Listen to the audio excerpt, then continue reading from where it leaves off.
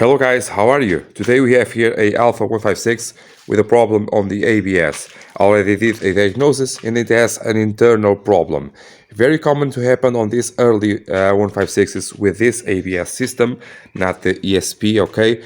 Because of the lack of maintenance. Like I said on so many other videos, the oil stays inside the .4. The brake fluid stays inside for a very long time. Lack of maintenance on the brakes, lack of working on the ABS, also because the oil does not recirculate and goes out to the reservoir, and then on the maintenance take it out, and in that way they start to rotten from the inside out. I did find here this ABS and I will replace it with that one. I will just take out enough to insert the connector on this one and diagnose this one also, because I don't know if it is good or not. Okay, so you have to be careful when doing this used purchases, because sometimes you get something bad.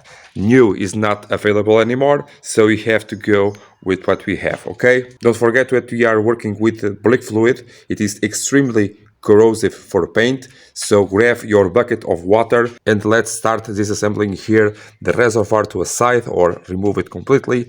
Take out here the hard lines and remove here the ABS. Not very difficult to do, but it is a little bit tight.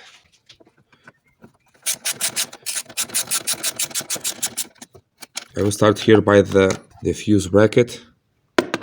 Take out here the connector for the ABS. If you need videos for repairing these cables and ABS, I have down on the description. It was on the 164. Be careful not to lose the washer.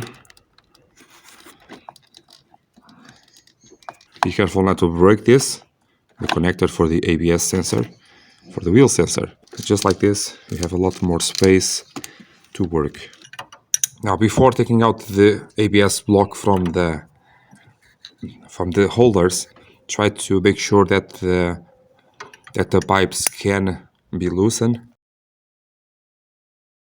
So you can leave them like this. Yes, this is a new wrench. This is adequate for this kind of work, but it is not does not leave me much space to work. So maybe I'll do with a normal 11. For that, let me see here the 13s.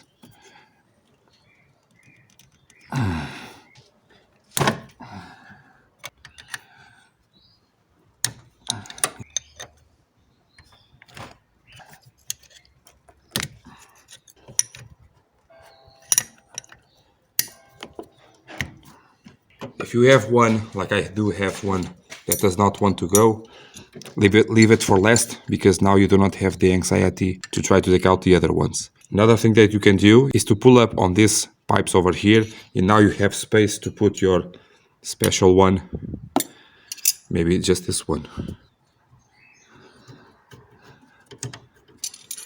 Try not to bend too much the pipes, okay?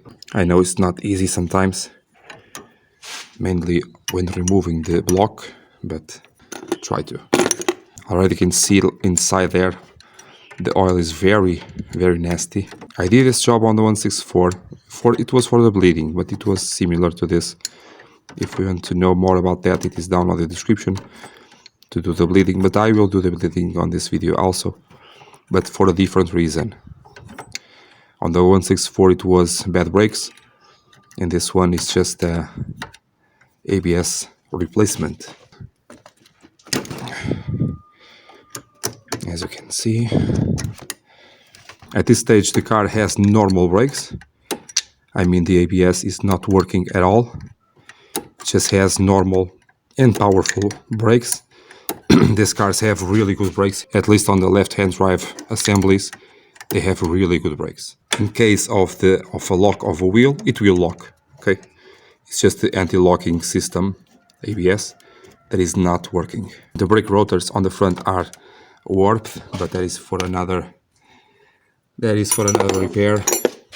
The customer now wants this working, and once the brake pads on the front are gone, it will do pads and rotors.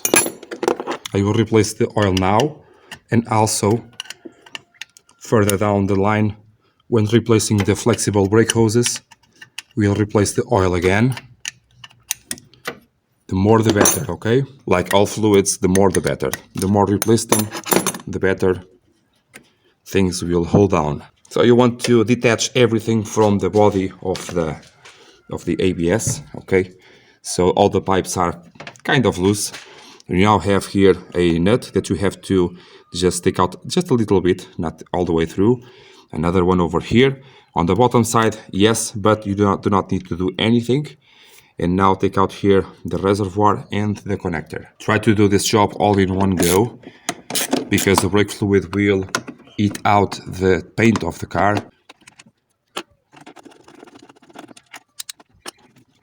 Now I will remove here the hose that goes to the clutch master cylinder, and the reservoir goes to the side. I believe it is enough.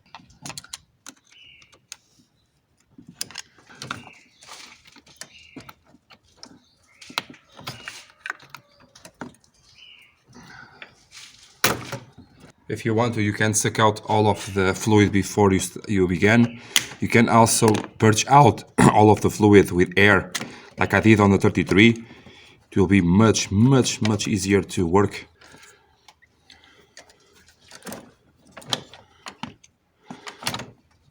Okay.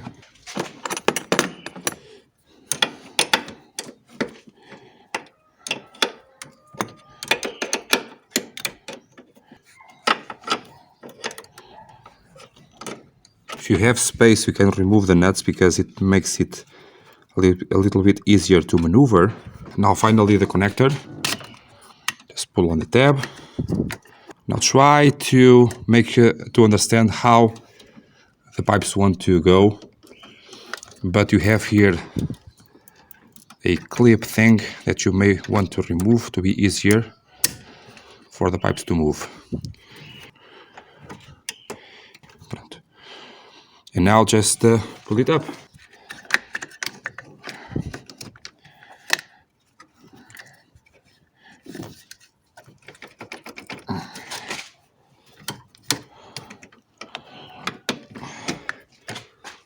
These two over here are still very much attached.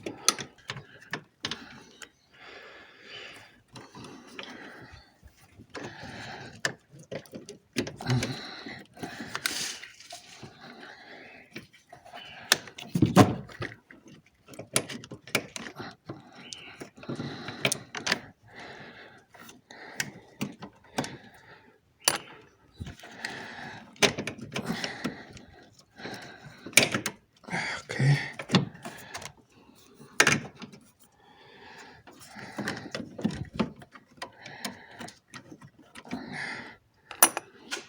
Now remove this pins over here, because now I want to pull the all assembly in that direction to try to not to hit here these two pipes.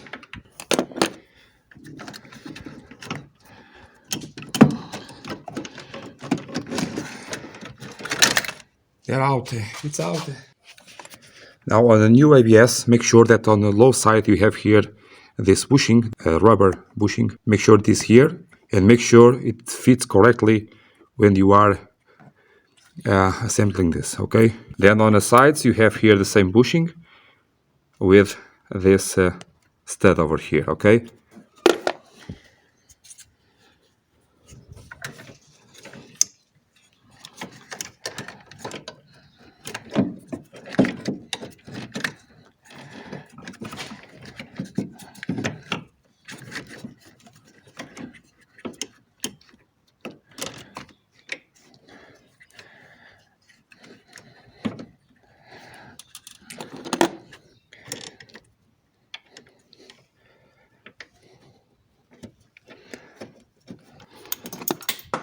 What did fall? What was it? Well, it went to the ground.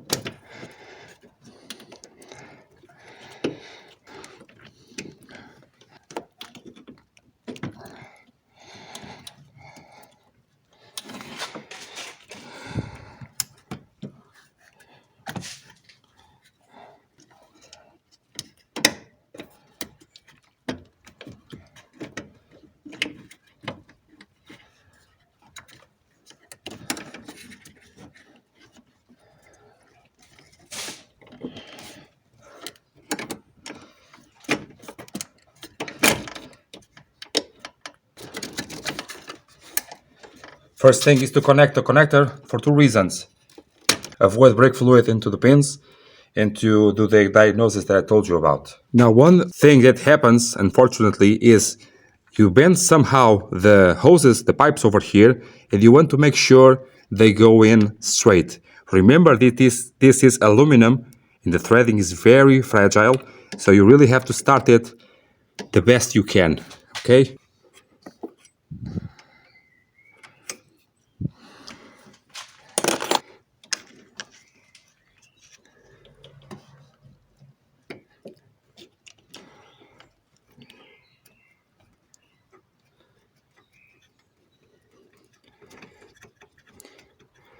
Try to feel it by hand, okay? This one is not wanting to go.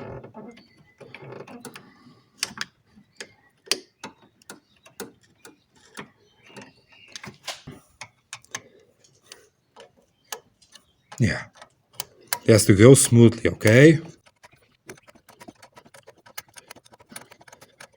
Do not go all the way because we want to do the bleeding first and also leave the ABS unit loose enough for the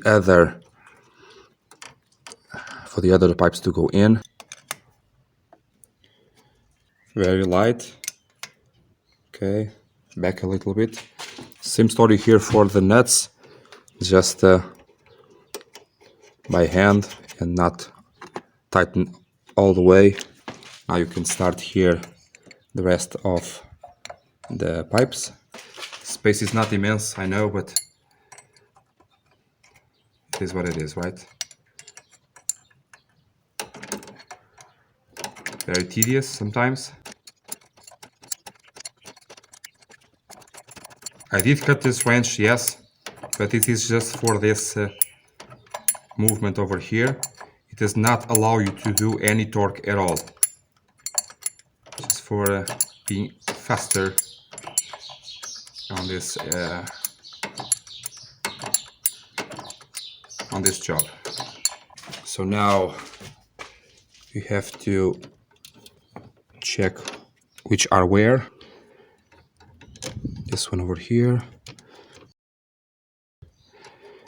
this one here. Once you have all of the pipes in place, make sure to use your water.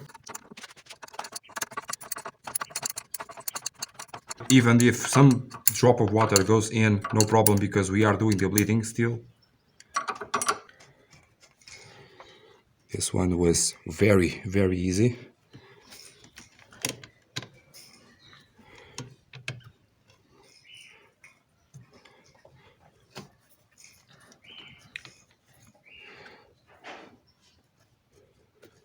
This one too. Just feel it, okay? Again, I'm not exaggerating. This is really very fragile, this threading.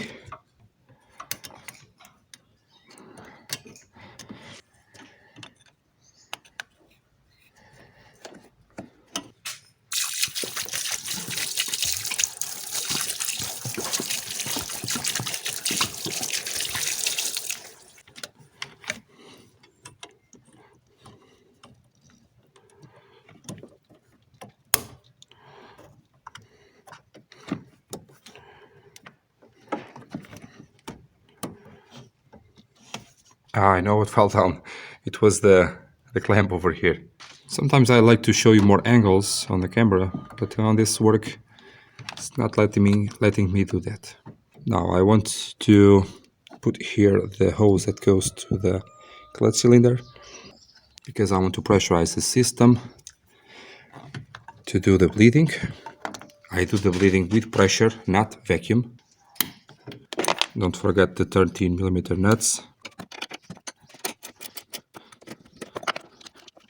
Meanwhile, I want to bleed here the hydraulic clutch circuit, and for that the battery is off because I want to access over here through this hole. But I want to see also my diagnosis on the unit. So possibly with the jumper cables, with the battery on the floor, I'll try to do that. Not to assemble here the battery, or okay, I can. It's not the worst thing in the world.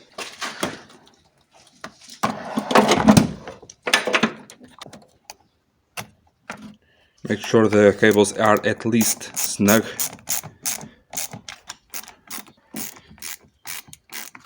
We are removing this again to do the bleeding of the clutch, right?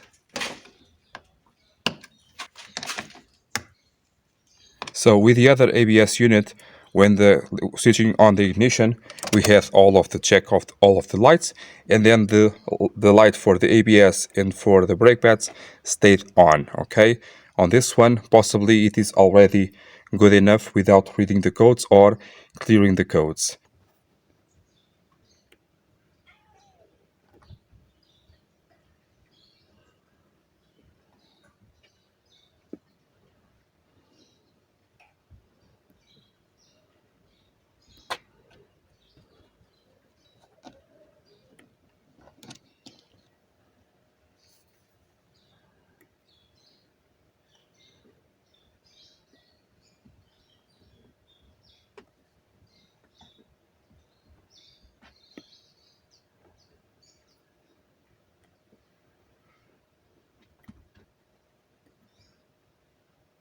Okay. So yes, we have here a bunch of codes, but remember that this is a used unit because came out of the wrecked car or something, and obviously it may have some fault codes. Now, more importantly, the fault codes did clear, which was not happening with the other control unit, and they did not reappear again. Now the final test is to start the car to see if some codes are reappearing or not, and then test the car on the road and test the ABS on the patch of sand, for example, or grass. You can do that, no problems. Now the final step here is to do the bleeding or the purging of the control unit of the ABS. If it is an ESP system, the Autel machine has a procedure to help you out to do that, but you need 2 persons. But it is really, really cool. I hope someday I can show you that. Another thing, if it is a more modern system, normally the fault codes clear themselves if the car sees that it has the correct conditions.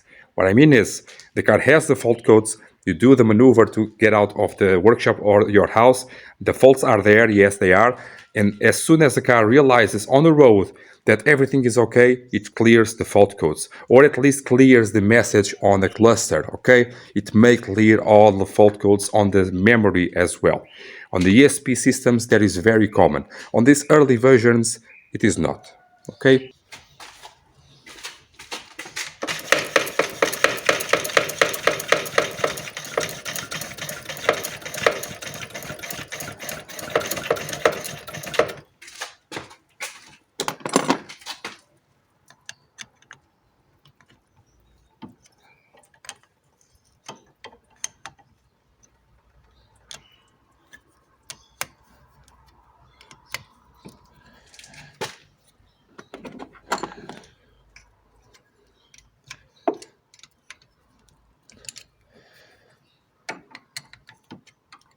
Another cool thing about this pressure system, you can do a bunch of bleedings in one go.